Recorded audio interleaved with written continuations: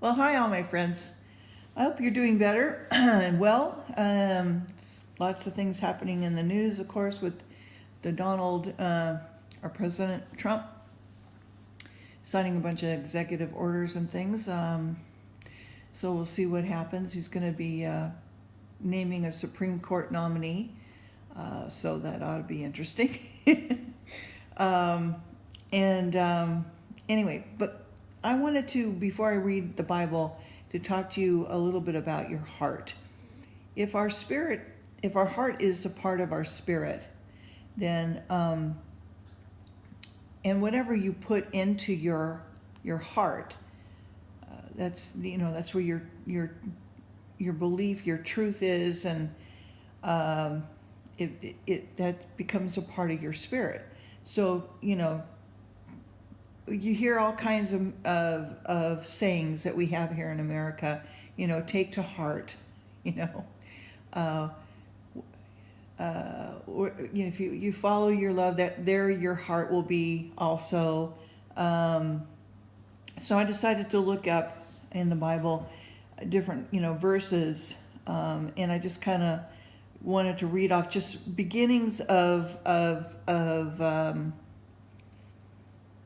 what it says about your heart, and then I'll just give you a few. I mean, there's numerous verses here, but let the heart rejoice. 1 Chronicles 16:10, Psalms 105. God maketh my heart soft. Job 23:16. Rejoicing of the heart. Psalms 19:8. Your heart shall live forever. Psalms 22 and 26. My heart shall not fear through war. Psalms 27:3. My heart is inditing good manner. Psalms 45:1. The heart is fixed. Psalms 57:7, 108, 1, 112:7. Your heart shall live and seek God. Your heart shall live that seek God. Psalms 69:32. My heart crieth out for the living God. Psalms 84:2. There's a bunch of them, okay?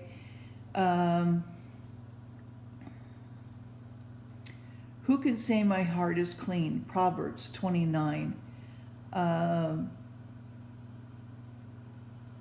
The heart of a man answers to a man. Proverbs 27:19. That trusteth his own heart. Proverbs 28:26. The heart of wise, the heart of fools. Ecclesiastes 7:4. I will give a heart to know me. Jeremiah 24:7. A stony heart. Ezra's 11:19. Make a new heart. Ezra's 18:31. I will give you a heart of flesh. Ezra's 36:26. An uncircumcised heart. Ezra's 44:7-9. Acts 7:51. Out of the heart evil thoughts. Matthew 15:19. Mark 7:21. Let not your heart be troubled. That's very well-known verse. Let not your heart be troubled. John 14:1-27. Of one heart, we all have but one heart. Let us all have one heart. That's Acts 4:32. Thy heart is not right in the sight of God. Acts 8:21. Singleness of your heart as to, and it just stopped there. Ephesians 6:5. In singleness of heart, fear God or respect God. Colossians 3:22. Heart set heart to seek the Lord. 2 Chronicles 11:16. Signs of men's hearts failing them. Luke 21:26. Knowest the heart of men. Keep your heart and minds and so forth. It goes on and on. So the heart is very, very important, okay? And when you are also ill, whatever you believe in your heart, that's what you are. So if you believe in your heart that you are well, that you're fine, that you're okay, you will be. You know, whatever you take to heart, that's what you become. And that's why the Lord says, guard your heart. Okay? So because your heart is you. And so that's my little message for today. You can look into it more and look into the different chapters I just recited to you. Okay? Or, you know, look in your own Bibles. I'm sure you have, you know, the same kinds of things. You know, look in the back of your book, and you can see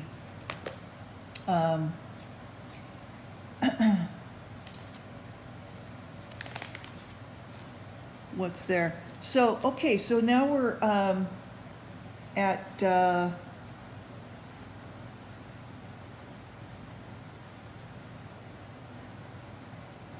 chapter 14.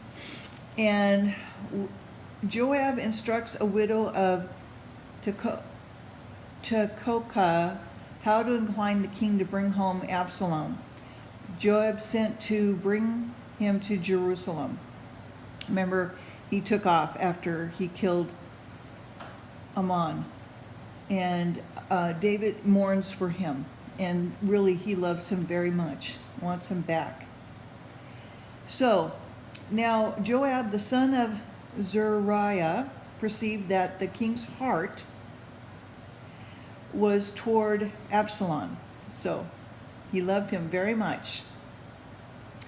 And Joab sent to Tekoah and fetched hence a wise woman, and said unto her, I pray thee, feign thyself to be a mourner, and put now on mourning apparel, and anoint not thyself with oil, but be as a woman that had a long time mourned for the dead. And come to the king, and speak on this manner unto him. So Joab put the words in her mouth. And when the woman of Tekoah spoke to the king, she fell on her face to the ground, and did obstinance, and said, Help, O king. And the king said unto her, What aileth thee? And she answered, I am indeed a widow woman, and mine husband is dead. And thy handmaid had 2 sons, and they had 2 strove together in the field, where there was none to part them, but one smote the other, and slew him. And behold, the whole family is risen against thine handmaid. And they said, Deliver him that smote his brother, that we may kill him, for the life of his brother whom he slew, and we will destroy the heir also. And so they shall quench my coal which is left, and shall not leave to my husband neither name nor remainder upon the earth. And the king said unto the woman, Go to thy house, and I will give charge concerning thee. And the woman of Tekoah said unto the king, My lord, O king, the iniquity be on me and on my father's house, and the king and his throne be guiltless.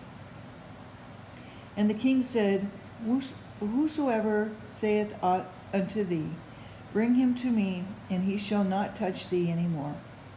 Then said she, I pray thee, let the king remember the Lord thy God, that thou wouldest not suffer to revenge of blood to destroy any more, lest they destroy my son. And he said, As the Lord liveth, there shall not one hair of thy son fall to the earth. Then the woman said, Let thine handmaid, I pray thee, speak one word unto my lord the king. And he said, Say on. And the woman said, Therefore then hast thou thought such a thing against the people of God? For the king doth speak this thing as one which is faulty, in that the king doth not fetch home again his banished. For we must needs die, and are as waters spit on the ground, which cannot be gathered up again. Neither doth God respect any person, yet doth he devise means that his banished be not expelled from him. Now therefore I am come to speak of this thing unto my lord the king. It is because the people have made me afraid. And thy handmaiden said, I will now speak unto the king. It may be that the king will perform the request of his handmaid. For the king shall hear to deliver his handmaid out of the hand of the man that would destroy me and my son together, out of the inheritance of God. Then thy handmaid said, the word of my lord the king shall now be comfortable, for as an angel of God, so is my lord the king to discern good and bad. Therefore the Lord thy God will be with thee. Then the king answered and said unto the woman, hide not from me, I pray thee, that the thing that I shall ask thee. And the woman said, let my lord the king now speak. And the king said, is not the hand of Joab with thee in all of this? And the woman answered and said, as thy soul liveth, my lord the king, none can turn to the right hand nor to the left from aught that my lord the king hath spoken. For thy servant Joab, he bade me, and he put all of these words in the mouth of thine handmaid, to fetch about this form of speech hath thy servant Joab done this thing. And my lord is wise, according to the wisdom of the angel of God, to know all things that are in the earth. And the king said unto Joab, behold now, I have done this thing. Go therefore, bring the young man Absalom again. And Joab fell to the ground on his face and bowed himself and thanked the king. And Joab said, today thy servant knoweth that I have found grace in thy sight, my lord, O king, in that the king hath fulfilled the request of his servant. And Joab rose and went to Geshur and brought Absalom to Jerusalem. And the king said, let him turn to his own house, and let him not see my face. So Absalom returned to his own house, and saw not the king's face. But in all Israel there was none to be so much praised as Absalom for his beauty. From the sole of his foot even to the crown of his head there was no blemish in him. And when he pulled his head, for it was at every year's end that he pulled it, because the hair was heavy on him, therefore he pulled it. It weighed the hair of his head at 200 shekels after the king's weight. And unto Absalom there was born 3 sons, 1 daughter, whose name was Tamar, and she was a woman of fair countenance. So Absalom dwelt 2 full years in Jerusalem, and saw not the king's face. Therefore Absalom went for Joab to have sent him to the king, but he would not come to him.